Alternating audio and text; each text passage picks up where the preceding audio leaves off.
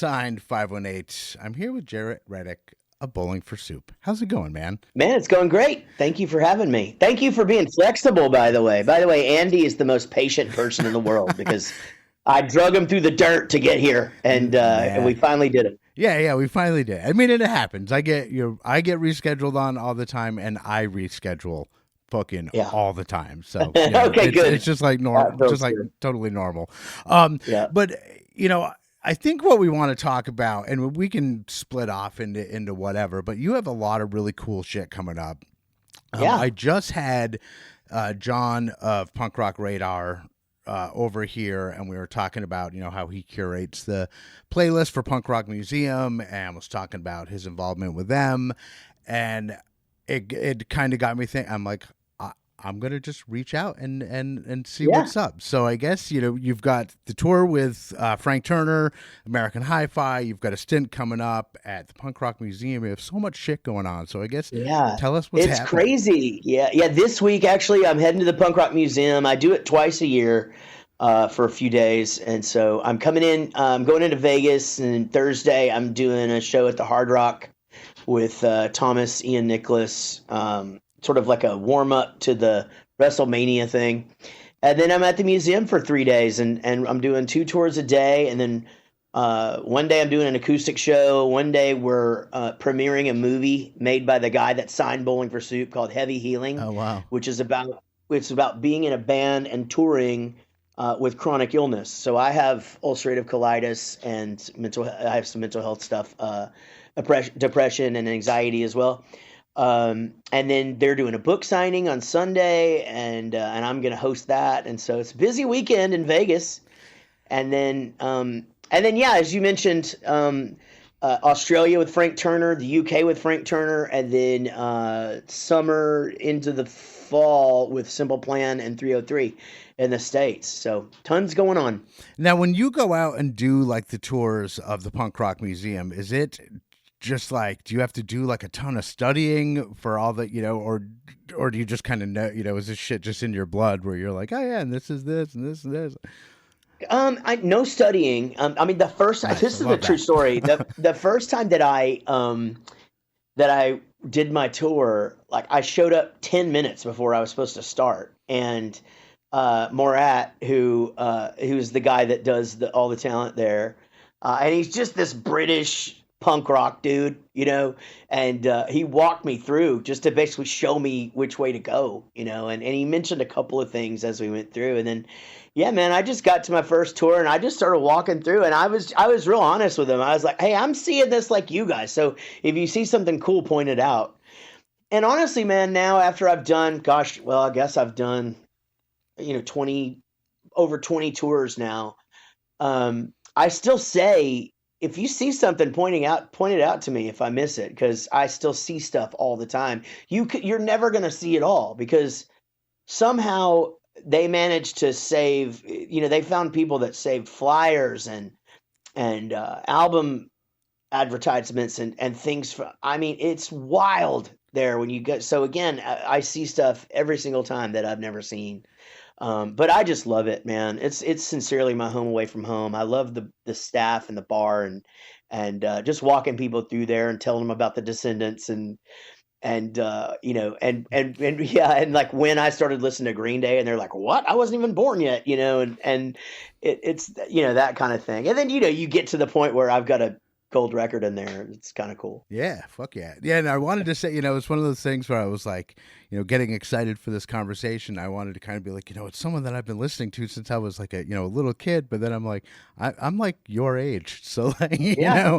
I was like And 22 when your first album came out, but I've been listening, since that long. yeah. But I know a lot of, people that are like young that came up with your music to be able to go to a fucking place where they can talk to you and Oh yeah. experience things through your eyes with you. That's just Yeah. gotta be such a Oh buzz, man. man. It's awesome. And sometimes, like, they especially when I get like an audience that is super into it and they're asking questions and things like that. And then, like, it's almost like we develop a rapport, and it's fun for me. I certainly like those I certainly like the audiences that participate better, but everything's kind of has its place. I mean, one of the things is like one whole room is pretty much all the bands from um oh shit, why am I drawing a blank? The punk rock movie. You know, there's three of them. You know what I'm talking about. Yeah, but It's I'm an old stoner. I'll son never of remember. Like, oh fuck no, it's you know what it is. It's the fucking Decline of the oh Western yeah. Civilization. Okay. I wanted to say So Sour one Days. whole room is just basically those bands, and so like you know, I could talk about just tell them about things from that movie, you know, because you know the Darby Crash is in there, then you know he's sort of like predicted that he was going to die early, and he did, and you know that was the band that Pat Smear was in, and you know, so there's things that I sort of just recognized my first two or three times through there, and now I kind of have my thing that I do, but I do change it up a lot. Now, I speaking of changing it up, I guess I want to kind of switch gears. Like the initial reason that I reached out was, for Punk Rock Saves Lives, what you do with them and the mental health. Like that's something that's like super important to me. Is like getting rid of the stigma and to Yeah, be able to recognize when you need help yeah, and feel comfortable asking for help and feel hmm, comfortable for recognizing when someone so that's originally why I yeah. reached out to you. And then I got so excited with all the cool shit that you have coming up. But Well, no, go ahead. yeah, man. I mean, I think that's the thing. You know, it's that like the stigma is actually the reason why I started sharing in the first place because a friend from here who happens to be a therapist who was in a band called Slow Roosevelt back in the day. He did a project called Louder Than Stigma, and I had never talked about my mental health stuff ever. And because I'm the happy guy, and I was really really worried about it being this thing that backfired. Like, oh, the guy. Oh, what? You got a couple of hit songs and you're sad, And I was just oh, you gained some weight, so you're sad, It just I just honestly, I wouldn't say worried. I just really didn't want to put up with that shit, And There. I didn't feel like I deserved it, and so and also I was still really just learning to deal with, you know, my issues, so to speak. But once I shared it the first time, I was like, I promise I have a point, by the way. No, hey, Once I shared it the first time, then I was like, okay, to my publicist, I'm like, hey, this is going to come out. Please, when you talk to journalists, tell them I don't want to talk about this, all the time. I don't want this to become my identity. And as soon as that Louder Than Stigma thing came out and that interview came out, the reaction to it, I took all that back and I was like, okay, this is helping people. And I mean, just because I talked about it, now this guy's going to get help, and this guy is talking to his wife about it, and this guy is doing this, and this girl's doing this, and and this girl tried to commit suicide and is sharing her story, and all of these different things.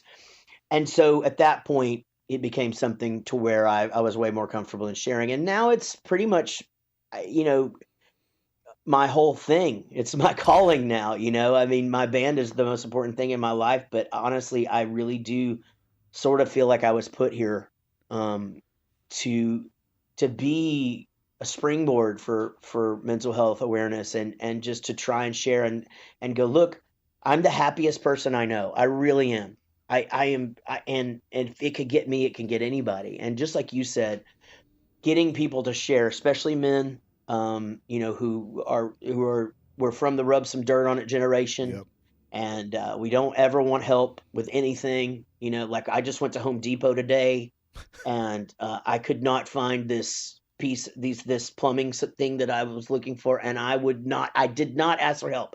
I conquered it, but I could have saved 25 minutes by asking, but I just, I didn't. And then I'm so happy for you because I love where you're coming from on this because you're so right. And I don't even know if you realize you said it or if you're aware of this, but whatever. But learning to listen is so important in all of this because not everybody experiences depression or anxiety. And it's like one of the things that can happen to somebody that they can't tell you what it feels like, no matter what. Like, I can't, if you've never had the flu, I can't tell you what the flu feels like. Right. Chances are you've had it. So when I tell you I have it, I can give you 3 of the symptoms and you know exactly how I feel. I can't tell you what a broken wrist feels like unless you've broken your wrist. I can't tell you what a tattoo feels like. Even I can just try and describe it, but it doesn't work. So I certainly can't tell you what being depressed feels like. And I certainly can't tell you to understand it if I don't understand it. What you could do though is listen and really just be there and offer just hearing somebody and not to fix it and not to ask what's wrong and not to ask what you can do and not, and that's Because hard to sometimes learn. that puts fucking pressure. Like as someone, I suffer depression and anxiety as well, and when Yeah. someone tries to offer solutions, like Yeah. I'm like such a people pleaser that I want to Yeah. listen to their solutions, but at the same time I'm like it's making it worse. It's making it worse. Yeah. Like sometimes I just need Yeah. to draw Well, the myself thing in. is that, so I learned in couples therapy that I'm a fixer, and it's something that I've been working on for years, to not try and fix everything that's wrong. If my wife has an issue with something, to not go, oh, well, we can do this, and she has her own mental health issues or whatever. And so here I am, this anxious person, and she's like, oh, I'm not feeling, oh, well, why? What's wrong? What can we do? Blah, blah, blah. And I was doing the same thing that people do, and again, it's out of love, but Sure. I had to learn like, oh, hey, I'm sorry you're feeling like that today. If there's anything that I can do, or if there's another way I can offer you support, then let me do that, but I think we're doing so well with the stigma. I think it's people are owning up to it and going, hey, you know what? This is real.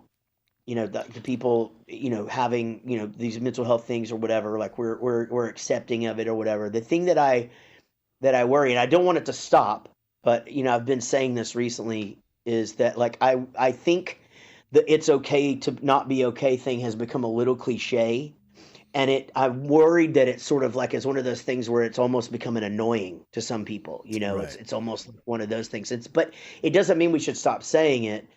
It just means also that like we need, we have to be able to give explanations of that, of like what we're talking about. What we're saying is that like basically like you could admit that you don't feel good, man. You can tell me, and small victories, brother. You get out of your bed and brush your teeth sometimes, and that's all you can do. You did it. Yeah. You know? Yeah, I always say, I mean, like my depression manifests as like inactivity. Like I Yeah, get same. when I get depressed, I can't fucking move. Like I like Yeah. can't do anything. And when I was younger, it was like, he's lazy, and it was Yeah. like, and Yeah. I found that like if I feel it coming on, the best thing I can do is make sure that my hygiene doesn't slip, and make Mhm. sure that I'm getting dressed and getting out of the house. Like, because Yeah. it's so easy to just sit and Mhm. let it, and that's almost like it's okay to not be okay. That's me when I'm Yeah. not okay. And Yeah. unfortunately, it's not okay when I'm in that, when I'm there, Right. that's not okay. Yeah. So like, And I you know need, what? But it's different for everybody. It's so funny. I just did an interview with a magazine yesterday? No, Friday. And um his depression, he actually likes like gray days, and the sun actually annoys him when he's like in a low tide. And it's so interesting to me because we do all feel it so differently. Because one of the things I always say to people is, go see the sun. You don't have to. I'm not saying lay out in the sun. Just even go just see it. walking Get out in out my there. yard will Exactly. switch something, You go like, walk out your yard and feel that, and then drink a bunch of water. Feel it like going through you or whatever. Do some breathing and stuff like that. But also, all of that, and then just give yourself grace if that's Right. all you do. Because my 2 years, I just for your knowledge here, I started to I got this late in life. I was almost 40, and I went through a divorce and a custody battle, and I had to start splitting my time with my kids, and then I got in a new relationship, and we had a son, and I moved to a different city, and we had to, blah blah blah. All of those things that your doctor says, any one of these could trigger this, and I did it all at Load one 'em up. time, back to back. And breaking up my band, Right. to try and save a marriage that was not savable. that I lost because of the band. You know what I mean? I'm just kidding. It's because of me and the band, but doesn't matter. So I experienced it so late in life, but yes, inactivity is me too. I could get up, when I had my children, I could get up, get them to school, make sure my dog ate and went outside, and then I was right back in bed in the fetal position until I had to be on again. And I started gaining weight and I stopped moving. I didn't go to the gym anymore, and again, I was just existing. Shows were few and far between because we had kind of put the band on hold, and it was a really, really tough time, but getting out of it, what it meant taking action. I first started talking to my doctor, and then I didn't want to be on meds. My parents are both recovering alcoholics. Yeah. My brother's is an addict. And I have ulcerative colitis, so I'm already on medicine for the rest of my life, because of that. And so I'm like, I don't want another thing, I don't want to have to depend on another whole set of shit, but, took about 18 months for me to find the right balance of medication. We fucking did it. And then while I was doing that, I was going to therapy, and that's when, it started with anxiety, and then the depression diagnosis came in, and it was pretty gnarly. And so it took a couple of years, but I and now, like you said, I can feel it coming on, and I just communicate it. I say it to my wife. I say, hey, just let you know, I'm a little low today. There is no particular reason. You did not do anything. I'm not mad or upset, and then I if I'm on tour, I tell the band and the crew. I just say, guys, just let you know, just kind of not feeling great today. And y'all didn't do anything, and I'm perfectly happy to be here, and so if my body language is such that because if I'm mad at everybody, then somebody fucked up, so it's like, so I let we them seem a know. lot the same, because like I'm the same way. Like, I can get Yeah. quiet when I'm depressed. Like, no one's ever gonna fucking guess if I'm mad or not. You know what Yeah, I mean? right. Like, when I'm Yeah. I'm an old Irish dude. Like, when I'm mad, you'll see it in my face. But like, Yeah. Oh sometimes yeah, people exactly. confuse the like, like I'm withdrawn as if I'm angry, or Hmm. something's wrong, and Yeah. it's like, no man, I'm in here. And like, for me, it's Sometimes gotten yeah. worse. Like, I'll be 53 next month, and on my You look 50 great, man. We thanks, are the yeah, same age. You look yeah, awesome. thanks, brother. And on my 51st birthday, I quit drinking. Oh wow. So like, it'll be 2 years in next month. It'll be 2 years, and there was no, Was it an issue or with health stuff or that's the thing. with It wasn't anxiety? really. My anxiety's actually gotten fucking, like, it reared its head basically when Ah, I stopped yeah, drinking. yeah, But I really stopped mostly because of heartburn. I have GERD, yeah, and yeah, like, it was not fun to drink beers and deal with the consequences for fucking 2 days. It was like, that's yeah, what it was. I'd have yeah. heartburn, like uncontrolled, like unstoppable. Nothing would stop it for days.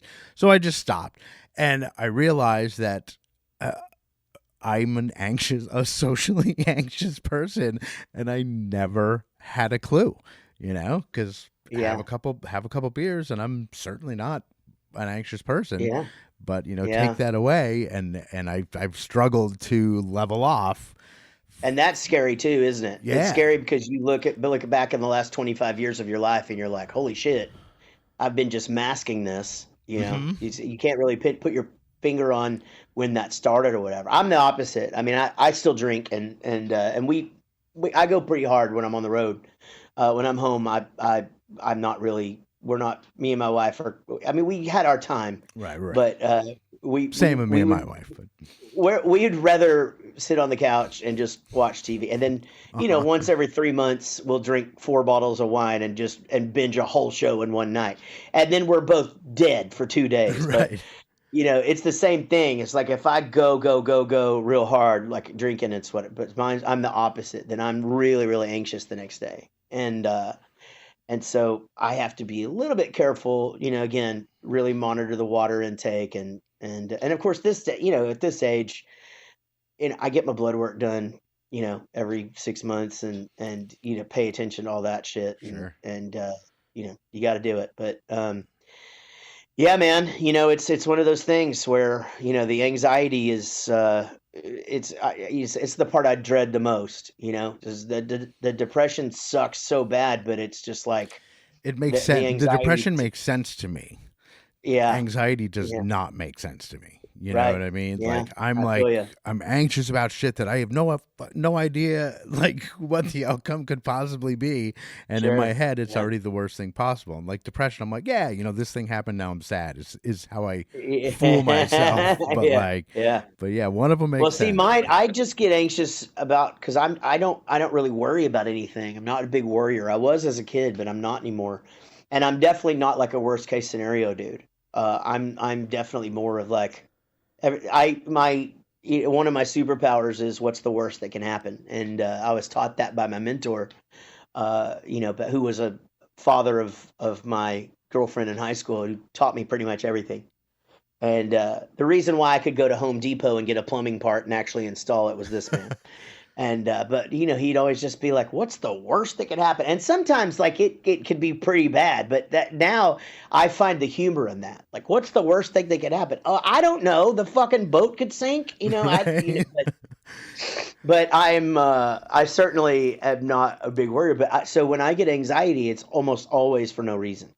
Like I don't have I'm just anxious. Yeah, And yeah, and mine is it's usually not self-centered, like egotistical, but like it's always like self-focused. It's always like, mm, what are people's perception of me? Like, am I fucking up? yeah, Am I doing something to make that person uncomfortable? Am I like, yeah. even with Do you go to therapy? I don't, and Have you ever been? I have, uh, Are you wait, let me ask you, are you married? yes, been married Does 10 your years, wife yeah. does your wife go to therapy? She does not, no. No, you've never been to therapy. I went like briefly, like 20 something years ago, um, and I honestly just, and maybe it was probably just the dude, but I like honestly just found that he wasn't helpful. Like, Oh no, it's a relationship. You like, you're allowed to try them out, and you can date, but it's really important. But man, man, I'm telling you this. If you would just fucking go to 3 sessions before you commit to it, man, right. it will change your life because what you're experiencing. I'm telling you this right now. I would say this to anybody. What you're experiencing, you can deal with that. You really can. A therapist can help you, and you don't have to live like that, dude. You really don't. Yeah, And that's I good to again, know. this is what I do now. I'm here for this, man. Like I'm telling you, if you have the means to I do. go because you will walk out of at least that second time you go, you will walk out of there and you will feel an inch taller and you will just go, holy shit, and it's just scary to start, man. And it's scary to start for boys too, especially.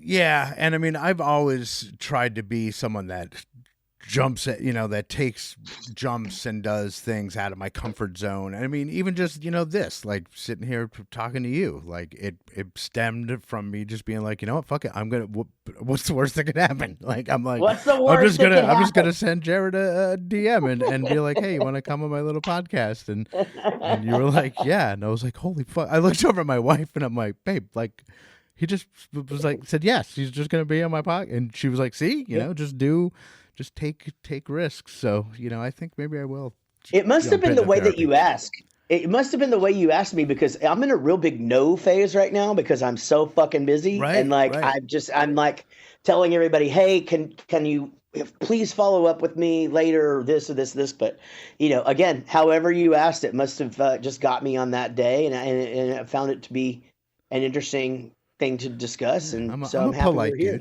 dude. Yeah, But yeah, and again, it was the mental health and Rob of Punk Rock Saves Lives is someone who I would really like to talk to, and that's kind of what started this whole thing. Just that organization in general just really fucking gets me. And I know we have, like, I'm in Albany, New York area, and I know we have a chapter here, like a local yeah. chapter. So Yeah, get out there, man. You get to go to shows for free, and you meet a lot of cool people, and and we certainly need people like you who are who, especially, someone who has these experiences or whatever, and that could, because there will be people that come up and want to talk about mental health, and when they're able to find somebody that has those same kind of feelings or whatever, it feels very, it's very comforting. Yeah. And I try to be an honest and open human being, not like I wanted to spill like my entire personal life, but I do like to let people know that, I go through this shit all the time, all the goddamn time.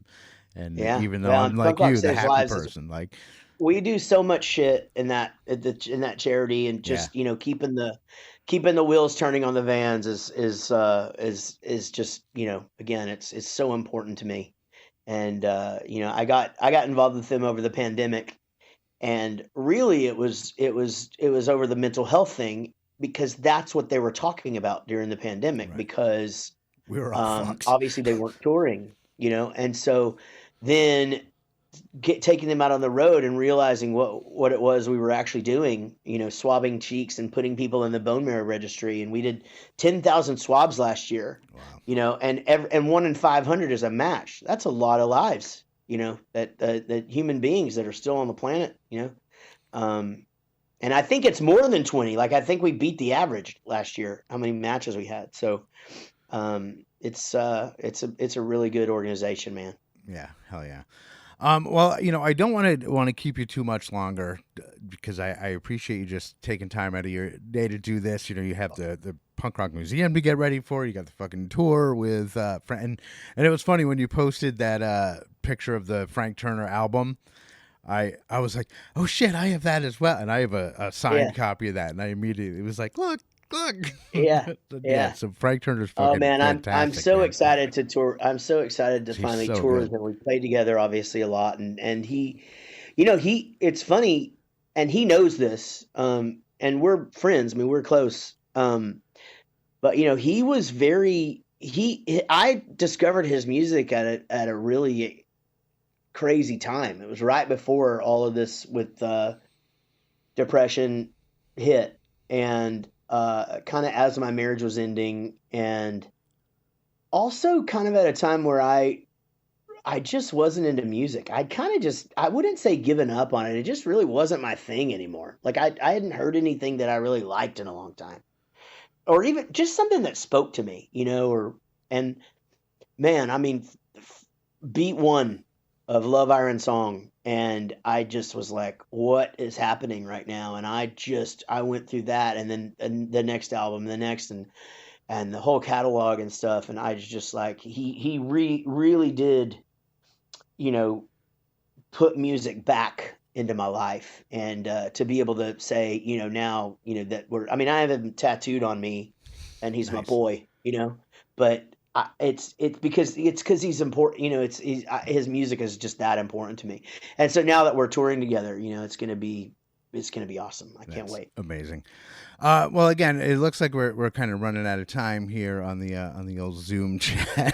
But again, I want to thank you so much for your time. It was really cool to be able to talk to you. And anytime you want to chat, now we're friends. So that's right. That's how shit man. happens, Well, dude, hopefully we'll be up there in New York soon. I know the last time we hit Albany was a couple of years ago, I think, but we'll be around, so make sure you come say hi. Bring the lady out on a date night, and we'll all hang. You can watch us drink. All right, sweet. I'll do. I'm a fucking great DD for my wife. So. Hey, there you go. All right. Fantastic. All right, brother. I really appreciate it. Thank you so much, Jaret. Thanks, Andy. Take care, brother. Take it easy. Unsigned518 is produced and hosted by me, Andy Scullin. New episodes are available every week wherever you stream podcasts. If you would like to help support the show, please like and subscribe wherever you are listening, or you could buy me a coffee at buymeacoffee.com/unsigned518.